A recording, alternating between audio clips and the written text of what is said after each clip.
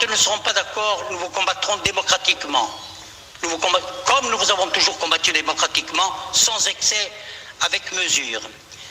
Mais je vous adjure de faire un effort de lucidité et d'autocritique pour comprendre que le système qui vous a donné naissance, dont vous êtes les héritiers et les bénéficiaires, il a vécu. Autrement, vous n'allez pas laisser d'autres alternatives aux jeunes générations que celle de la démission suicidaire ou de la révolte violente sans issue.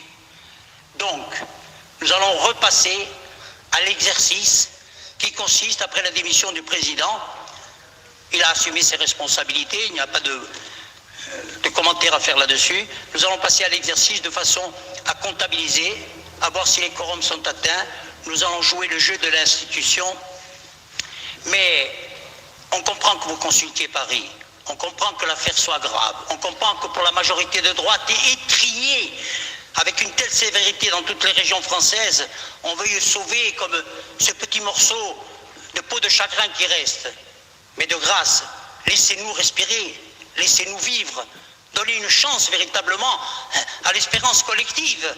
Parce que, a forza in carcao io, a forza di gobraota, a forza d'impiscia pignotti iole, sapete ce qui s'est passé? Maoulta tourne dans le cycle terrible de la violence et puis de la répression qui la suit. Eh bien, nous ne sommes pas ici pour couler l'institution. Nous l'avons dit même ce matin, nous sommes ici pour tendre la main. Si vous présentez des combinaisons démocratiques, acceptables, transparentes, vous vous apercevrez que nous sommes des hommes de dialogue, que nous soutiendrons des hommes et des projets qui ne partagent pas nos convictions. Et nous mènerons le combat sur tous les terrains avec les moyens qu'implique la démocratie. Mais il faut mettre fin à cette culture de l'aliénation. C'est un piège mortel, non pas pour les gens de mon âge. Leur vie est derrière eux, leurs espérances sont finies. Attention aux générations qui montent. Alors nous allons passer au travail, nous on jouera notre rôle modestement, consciencieusement. Ne croyez pas que ce soir on se réjouisse d'avoir fait un coup. On serait bien content ce soir, c'est qu'il y a un président, qu'il y a un exécutif, des institutions et qu'on se mette au travail. Parce que les challenges, messieurs, ils sont devant vous, et mesdames, pardon, et ils sont devant nous. Et les challenges, je crois que la société corse est archaïque, qui est une société de cooptation, alors que nous sommes dans un monde de compétition. Je crois que la société corse est une société de médiocrisation, alors qu'il faut aspirer à l'excellence. Que la société de Corse, qui doit être une société d'espérance, alors que le nivellement se fait par le bas, je crains véritablement que nous n'allions à la catastrophe. Nous connaissons nombre d'entre vous, nous connaissons tous les remous qui agitent toutes les sphères politiques. Et qu'est-ce qu'on entend dire? Il faut trouver des remèdes pour véritablement garrotter la société de façon qu'il y ait des majorités qui soient des majorités, je dirais, pratiquement intangibles. Mais la garantie, elle n'est pas là.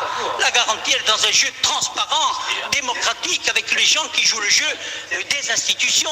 La seule garantie populaire et démocratique, elle est là. Alors, vous dites la violence. Vous avez raison.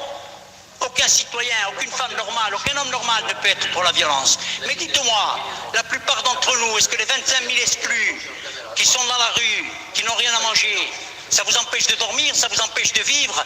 Ah, vous pensez aux dispositifs, les minima sociaux, l'aide au logement. Est-ce que vous voyez la collectivité s'impliquer dans les challenges sociaux, dans les luttes importantes? Oui, bien entendu, du travail a été fait. Oui, c'est vrai. Il a été fait en particulier à l'ADEC, puisque j'ai un vis-à-vis qui s'appelle Jean-Claude Goitzé. Il a été fait aussi par d'autres, dont nous ne partageons pas les idées.